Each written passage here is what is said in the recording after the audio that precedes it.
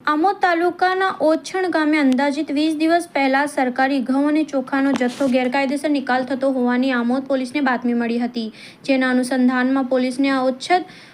ગામની ભાગોળે સાપા પાટિયા તરફ જતા એક લાલ કલરનું ટ્રેક્ટર સાથે વાદળી કલરની ટ્રોલી આવતા ઊભી રાખી હતી અને જે ટ્રેક્ટરની પાછળ આવેલ ટ્રોલીમાં અનાજ જથ્થો 17,5,60 પોલીસ દ્વારા આમોદ પુરવઠા વિભાગને જાણ કરતા નાયબ પુરવઠા મામલેદાર કિંજલબેન પરમારે આમોદ સરકારી ગોડાઉનમાં વજન કરી સીઝ કરવામાં આવ્યું હતું. ટ્રેક્ટર ટ્રોલીની કુલ આશરે કિંમત 5 લાખ ગણી કુલ રૂપિયા 5,17,560 મુદ્દામાલ વધુ તપાસ અર્થે જપ્ત કરવામાં આવ્યો હતો. તેમજ અનાજની હેરાફેરી કરનાર ડ્રાઈવર ઈશ્વર શનાભાઈ રાઠોડ અને દુકાન સંચાલક ભૂપેન્દ્ર ભગુભાઈ પટેલની અટક કરી આગળની કાર્યવાહી હાથ ધરી છે. સસ્તા અનાજ જથ્થા મુદ્દે નાયબ પુરવઠા મામલેદાર કિંજલબેન પરમારે ભરૂચ જિલ્લા પુરવઠા અધિકારીને રિપોર્ટ કરી આગળની કાર્યવાહી હાથ ધરી હતી. અત્રે ઉલ્લેખનીય છે કે 20 જ દિવસના ટૂંકા દિવસોમાં જ ફરી એકવાર આમોદ પોલીસની સતર્કતા અને બાતમીને લઈને આછોદ રોડના 3 રસ્તા પાસે વોચ ગોઠવી હતી. સફેદ કલરની ગાડી નંબર GJ06AZ2711 નજીક આવતા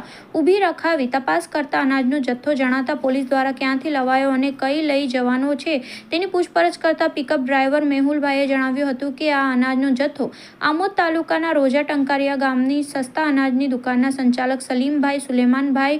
ઉદાદરા રહે કોલવાણા ગામનાઓ પાસેથી ભળીને પાદરા તાલુકાના મોભા ગામના કમલેશકુમાર વસંતલાલ શાહના ત્યાં લઈ જવામાં આવી રહ્યો છે. પોલીસ દ્વારા અનાજનું કોઈ બિલ કે આધાર પુરાવો બાબતે પૂછપરછ કરતા ગલ્લા તલ્લા કરી ઉડાવ જવાબ આપી કોઈ સંતોષકારક જવાબ આપ્યો ન હતો. તેમજ અનાજનું કોઈ બિલ કે આધાર પુરાવો ન હતો, જેથી પોલીસે આમોદ પુરવઠા વિભાગને જાણ કરતા નાયબ પુરવઠા મામલેદાર કિંજલબેન પરમારે આમોદ પોલીસ ઇન્સ્પેક્ટર રાજુ કરમટિયાની હાજરીમાં સરકારી ગોડાઉન ઉપર ગેરકાયદેસર પકડાયેલા અનાજના જથ્થાનું વજન કર્યું હતું, જેમાં ચોખા થેલી નંગ 24 જેનું વજન 1200 કિલોગ્રામ તથા ઘઉં થેલી નંગ 36 જેનું વજન 1800 કિલોગ્રામ, આમ કુલ થેલી નંગ 60 જે 1 કિલોના ₹30 લેખે કુલ ₹90,000 રૂપિયાનું અનાજ સરકારી ગોડાઉનમાં સીઝ કર્યું હતું. તેમજ આમોદ પોલીસે બોલેરો પિકઅપ આશરે કિંમત ₹4 લાખ ગણી કુલ 4,90,000ના મુદ્દામાલ સાથે વધુ તપાસ અર્થે જપ્ત કરવામાં આવ્યો હતો. તેમજ અનાજની હેરાફેરી કરનારાઓ અટક કરી